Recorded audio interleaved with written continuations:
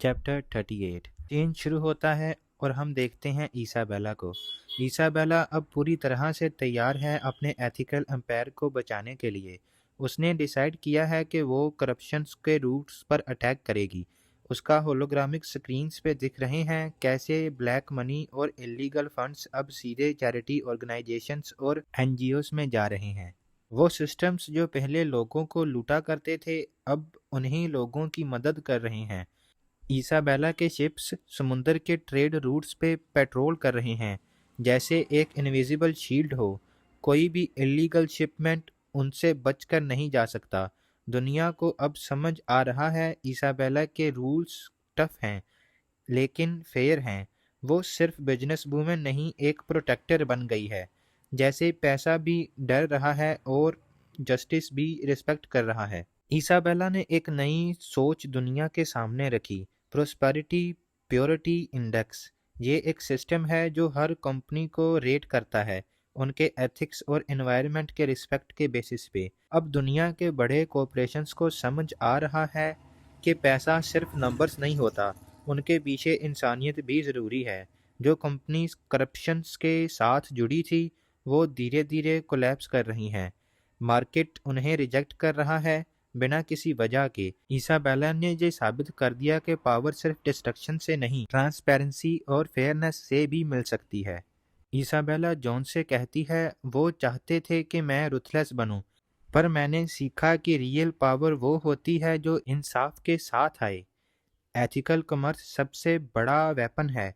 John, अगर मेरे father होते तो उन्हें फ़क्र होता, पर इसी के साथ मैं तुम्हारी भी बहुत आभारी हूँ, क्योंकि अगर तुम नहीं होते तो यह सब पॉसिबल नहीं होता। इसाबेला के चेहरे पर एक अलग ही शांति और कॉन्फिडेंस था।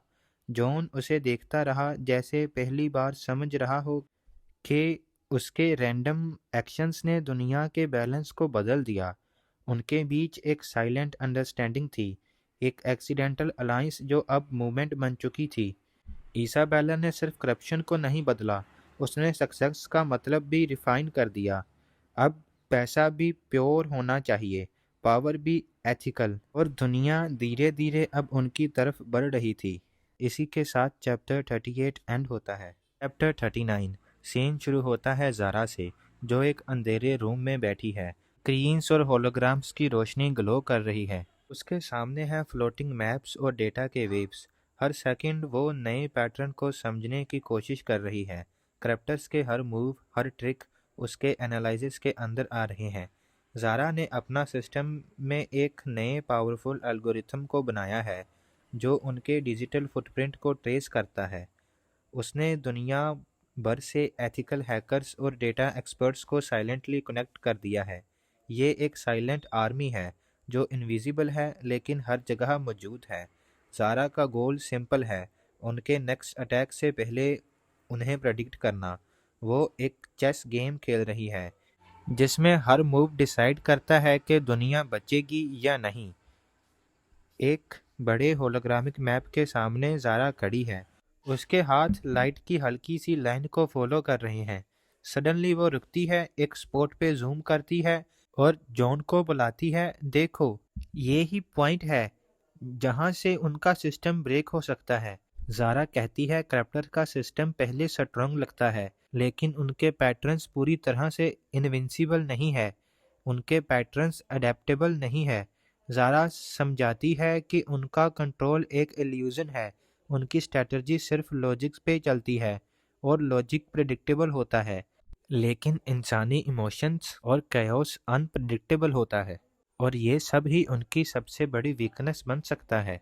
जॉन स्क्रीन्स के पास आता है, ध्यान से मैप को देखता है और कहता है, तो करप्टर्स एक फिक्स्ड रूल गेम खेल रहे हैं लेकिन हम इवॉल्व हो रहे हैं।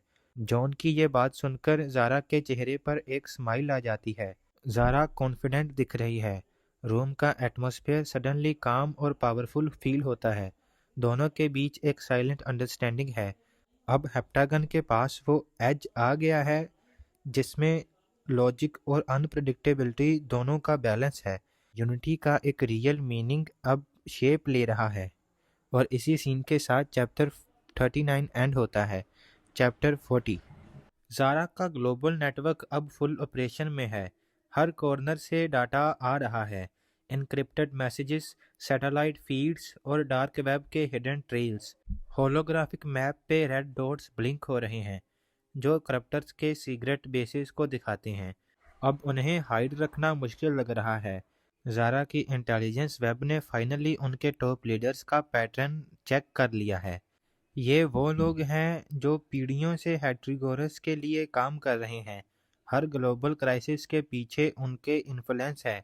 अब उनका मास्क गिर गया है। एक स्क्रीन पर एक डार्क फिगर अपीयर होता है। उसका नाम है आर्मिस थोर्ने। उसकी आईज शार्प और कोल्ड हैं, जैसे वो हर इंसान के अंदर का फियर देख सकता हो।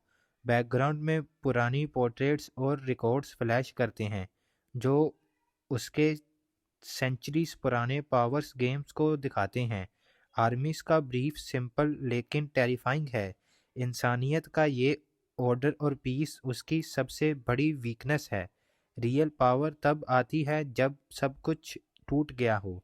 उसके लिए डिस्पेयर एक टूल है और कैओस उसका वेपन। आर्मिस एक इंसान कम एक लेगेसी ज़्यादा है, एक शैडो जो कभी ख़त्म नहीं होता।